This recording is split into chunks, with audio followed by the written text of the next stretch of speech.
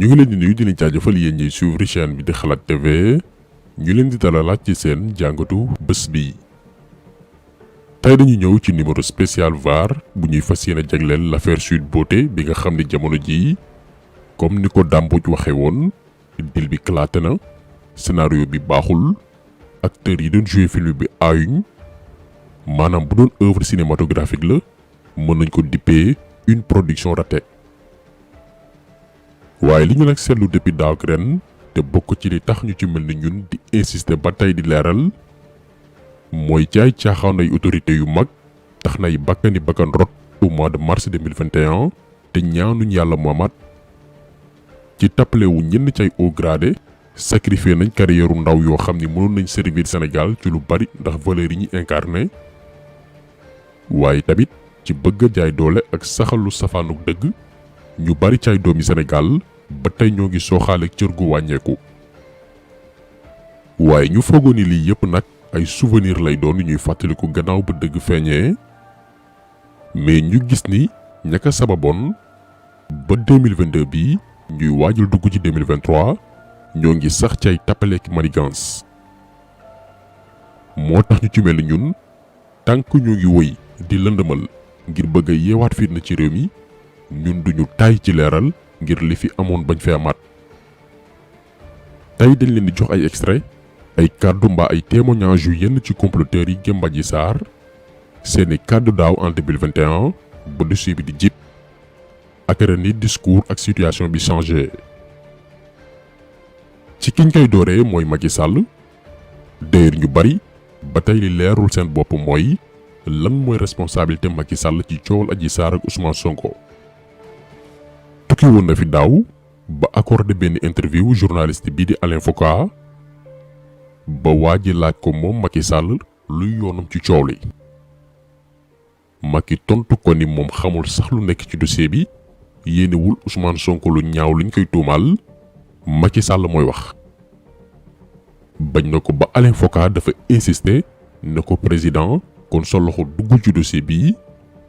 Macky ne ko man am naa yeneen yu ma tal lu dul di suufeel sama bopp ci jëf yu ni mel. Les gens se retournent vers vous en se disant est-ce que le président Macky Sall est en train de tuer son principal opposant? C'est une affaire regrettable. Je ne sais pas ce qu'il en est dans le fond. Je ne peux pas souhaiter à mon pire adversaire une telle situation. Maintenant, il y a une accusation, il y a des procédures. Vraiment, il ne faut pas qu'on mêle le président de choses qui ne le regardent pas. Le président n'y est pour rien? C'est clair. Je crois que j'ai suffisamment de choses à faire que de comploter pour des choses aussi basses. donc kii newoon daaw musul dugal loxoom ci dossier Adji Sarr Ousmane Sonko d'ailleurs xamul sax nu histoire bi demee ndeke daaw gendarmerie def na benn enquête interne ba jébal ko mooy rapport bi jur coow fan yi yëpp ba ñu jàpp taskatu xibaar muy Pape Alé Niang rapport bi tey la coow li bari waaye daaw la ci Macky Sall jot ci loxoy général Jean-Baptiste Tine bi jiitoon gendarmerie nationale. Macky mooy kii ko njëkk a liir xam yan kilifay gendarmerie ñoo doon comploté ba ci Bassirou Gueye mi doon modifié lu ay PV di dem ci ay page Facebook ngir capturer photo ay jigéen yuy jaay seen bopp pour takkal ko Ndeye Khady Ndiaye loolu lépp daf ci doon déggoo ak présidence de la république ba noppi parce que anam gi suñu yoon yi di fonctionner procureur président moo koy tànn moom ko di ko defloo di ko waxloo ba tax na ñemewul def lu njiitu réew mi xamul lépp lu muy jéem mbaa di ko nar da koy tàggu ba noppi. loolee li muy tekki mooy li Bassirou Gueye doon liggéey ci dossier Sonko Adji Sarr bi yépp Macky Sall moo ko doon sant. donc daaw bi coow li di bari réew mi di tàkk ñuy werante naan kan moo am dëgg kan moo am toor fekk na Macky Sall yëgoon na lépp li xew takk ci rip mais dafa dëgg tànkam ci yëf yi ba pare joxay ndogal pour ku génn ñu duma la mbaa ñu rey la. ba noppi nag dem bitim réew ñu laaj ko mu ne xamul li xew. donc ci histoire bi nii bu amee kenn ku ci njëkk a wax lu waroog dëgg mooy Macky Sall. dafa def lu muy def ba noppi toog jàpp njàmburam mel ni ku xamul li xew.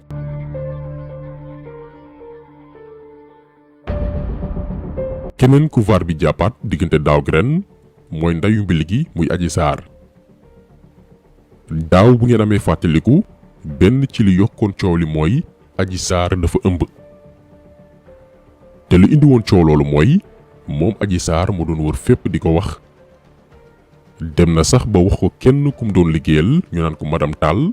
ne ko dama ëmb te Ousmane Sonko moom ëmbal wax na ko ay nit wax na ko aussi ci làmmiñam daaw ci kanamu caméra ak micro yépp gannaaw ba coowul dossier bi jibee mu ne ma maman boo xamoon ku ma amal rendez-vous billaay di ngeen ma gën a respecté ñu reetaan ko mu woo ma ci arrière boutique bi ne ma waa maman dama am problème ma ne ko jàmm Adji problème mu lan mu ne ma maman dama am problème ma ne ko problème mu mbaa jàmm Adji problème mu lan mu ne ma maman dama ëmb ma ne ko Adji ëmb ne me dis pas que à ton âge toi tu couches avec des hommes bul ma wax loolu mu ne ma maman yow lii moo la yàq ma ne ko non bul ma ne lii moo la yàq Adji qu'est-ce qui se passe mu ne ma waaw d'ailleurs sax diw c'est un haut responsable de la qui est à la PA moom moo ma bëgg a yóbbu ci président ma ne ko président jàmm Adji ana sa ëmb lu mu jotee ak président Adji je ne comprends pas mu ne ma waa maman ki ma ëmbal su ma la ko waxee di nga waar ma ne ko Adji yow sa ëmb lu mu jotee président de un léegi yow wax ma kan moo la ëmbal parce que man fi mu nekk nii je tourne taxawatuma wax ma kan moo la ëmbal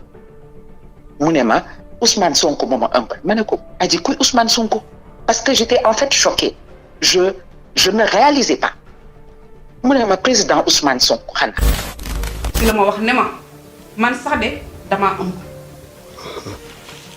ma ne ko ëmb mu ne ma waaw ma ne ko kolaa kon yow tey si suba gis naa nga dem seen kër danga maa woo ne ma maa ngi dem sama kër yaay mu ne ma waaw parce que sama yaay dafa ma woo téléphone naa dem kër ga bi ma demee mu xool sama kanam gi nee dafa changé. si la ma yóbbu hôpital ñu defal ma test grossesse test bi sax damaa ëmb ba test bi sama yaay mi ngi ko denc. man ko comme que yow da ngaa ëmb ba test bi sa yaay mi ngi ko denc léegi indi ma xotti bi man xotti boobu mu ñëwee kii la ma ko joxal ki jël xotti bi teg ko si kaw kamoon bi. jour boobu noonu la sama patron yëg ne man dama ëmb jour boobu noonu la ma tonton Ibrahima ki nga xamante ne mooy jakaru Fina muy Ndeye Khady Ndiaye jour boobu la ko yëg ci même jour bi la ma Ndeye Khady Ndiaye mii woo téléphone mu ne ma Adji man xam naa ne doo nit ku bon toog naa défendre la fu nekk ma ne ko man kay instant bi man luñ ma mënti wax sax man la. donc gannaaw lii yenn ci sénégalais yi xamagul woon fu dëgg féetee te seen xel di teey ne waaw kay léegi ëmb baa nar a seede yëf yi ndax la plupart tooñ doomu jàmbur ba noppi bañ ko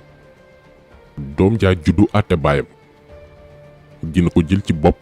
bakkan baat bët baa gémmiñ ñu ne kon nañu xaar ba Adji Sarr am doom puisque dafa ëmb d'après li mu wax comme que nee na woon fin décembre 2020 jàpp janvier 2021 la jëloon biir bi normalement kon septembre jàpp octobre 2021 lañ doon xaar ngénte national bi maanaam 9 mois après waaye septembre 2021 jot gisuñ doom mais teewul ñu ne xëy na mën naa bokk ci mbindeef yi yàlla na taw ñuy ëmbaat ndax gis nañ ci ay exemple yu bare bari jigéen yu ëmb at mbaa lu ko ëpp donte lu raar la donc nañ ko may bu jàpp janvier 2022 waaye janvier ba tey novembre 2022 bii ñuy wax ak yéen ñoo ngi waajal dugg ci 2023 ñoom ñi déclaré woon biir daaw en 2021 ñoo génnaat ci turu seen avocat vedette ne ñu ay naxee mbaay la woon ay lay la yu ñu créé woon ñun ñoo doon tappale. C'est ce qu'elle a inventé la grossesse en disant au mari de Ndeye Khady man dama foog ne dama ëmb bëggoon dem léegi sama biir day betti dama rek dama biir je crois que je suis en état de grossesse c'est pourquoi je vais sortir en plein couvre-feu. La grossesse était un prétexte. Maintenant les gens qui le dossier seuls les avocats le connaissent. Il faut un prétexte. Je dis dama ragal dama biir may leen ma dem sinon du dem. Elle était otage là-bas hein.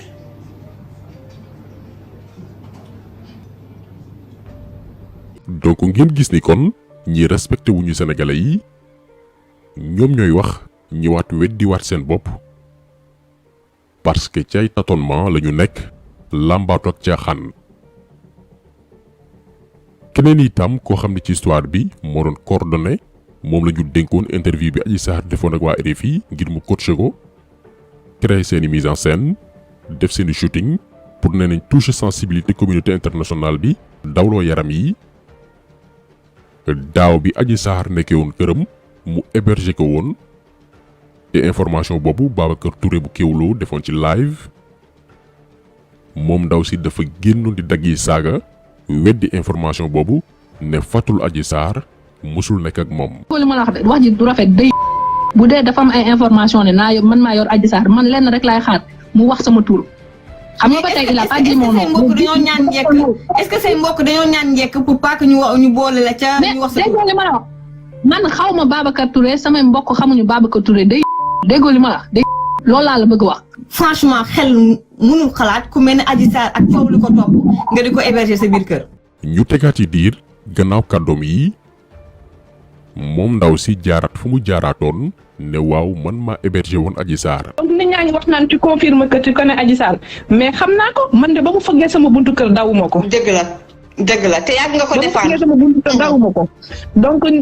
comme si c'est un scoop c'est pas un scoop je ne vais pas sàccuma fenuma nekkuma ci loo xamante ne nii c'est pas moral. donc on ne fait que la soutenir te yàlla na ko yàlla jàppale ñu génn ci lii. donc ci histoire bi amuñu rek une association de malfaiteurs mu ñoom Macky Sall Bassirou Gueye général Moussa Fall commandant Abdou Mbengue et consorts mais dafa am aussi une association de faussaires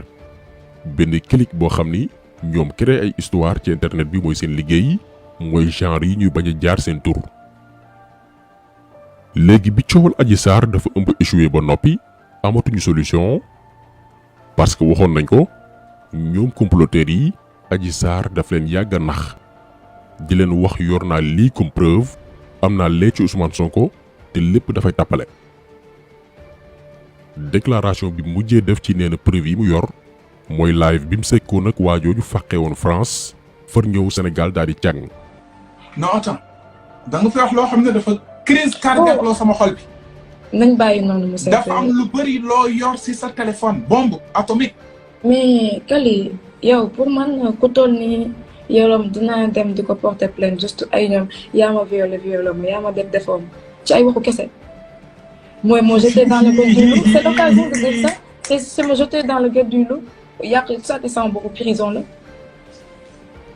kon yow fas yéene woo dem tribunal pour ne leen rek yolom daf ma doon mbéj daf ma doon dóor yow da ngay ñëw tribunal monsieur le juge maa ngi nii. au nom de quoi koo xamante ne yaa def mu jël 13 avocats au nom de quoi. mbaa fi nga ko denc sori na. léegi gannaaw sortin bi waa ji mu doon waxtaanal doon ko confier ay yëfam ñu sekk lépp ñoom ñaar di waxtaan ay WhatsApp ak yu ni mel waa ji moo génnaat ne ndeke Adji Sarr yorul ñaari salaamaaleykum maanaam lépp ay tappale la woon yu ñu doon def ñoom seen biir pour leurrer sénégalais yi. yéen ñi ma doon laaj boobu ba léegi Kaliphone Adji Sarr vidéo yi yorul benn vidéo loolu moom barki yonent Yàlla Muhammad xaw ma dinañ dem tribunal wala duñ dem mais buñ demee tribunal du ma si génnee tablette ni téléphone ne vidéo gi amul vidéo foofu moom yéen ñëpp ngeen xamee ko noonu muy ñii di bëgg ñii di mer yéen ñëpp seen problème la gis naa ay picture amatoo gunóor yooyu ñuy invité souvent si yenn plateau yi Adji Sarr prono yi moom vidéo yi duuli neen amul ku si am vidéo amul Adji Sarr jamono bu mu nekk si boote téléphone xamt la yor jamono bii la yor iPhone 12 am même Adji Sarr jamono yële passé am na photo Ousmane Sonko yi gars yi monté woon def ay genre taatu neen mu yónnee ma ko WhatsApp na ma yii nice na de est-ce que yu duñu garde yii ma ne ko dofoo jinne dugg la bu dee yii nga yaakaar pour taxaw tribunal yi yaboo nit ñi même ñi ko yor laaj nañ ko ne ko est-ce que doo ñu rusloo est-ce que yor nga muy làkki daadaa yorul ñaari salaamaaleykum. donc ngeen gis ne ci dossier Adji Sarr ña ci newoon di wër di wax yépp tàmbalee ko ci moom ndayu mbili gi